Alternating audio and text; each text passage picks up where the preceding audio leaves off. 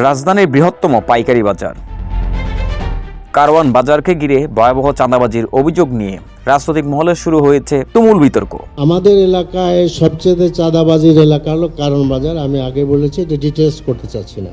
সংসদ সদস্যদের এক গোলটেবিল বৈঠকে এই ইস্যুতে উত্তপ্ত বাক্য বিনিময় হয়েছে জামায়াতে ইসলামী ও বিএনপি দুই এমপির মধ্যে।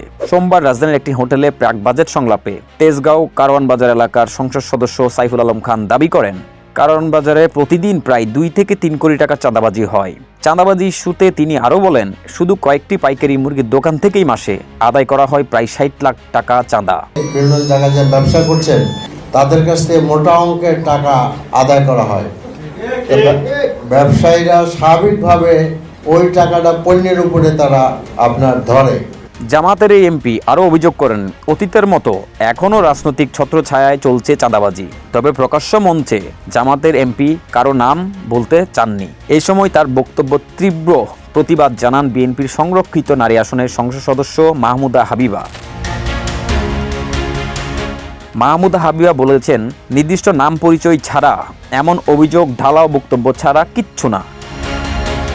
মাহমুদা হাবিবা আরও বলেছেন, কারা চাঁদাবাজি করছে তার সুনির্দিষ্ট তালিকা নিয়ে আইনের আশ্রয় নেওয়া উচিত। একজন এমপির এভাবে ঢালাও মন্তব্য করা উচিত নয়।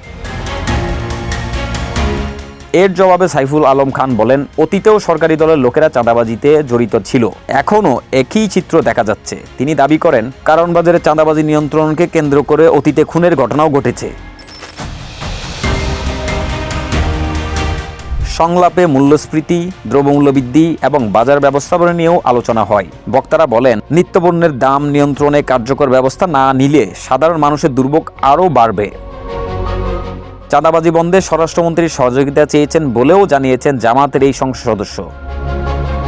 তিনি আশা প্রকাশ করেন, কারওয়ান বাজার, মহাখালী, তেজগাঁও অঞ্চলে দীর্ঘদিনের এই চক্র একদিন পুরোপুরি বন্ধ হবে, জনগণ এবং ব্যবসায়ীরা শান্তিতে বসবাস করতে পারবে। আলী আজম, দৈনিক এদিন, ঢাকা।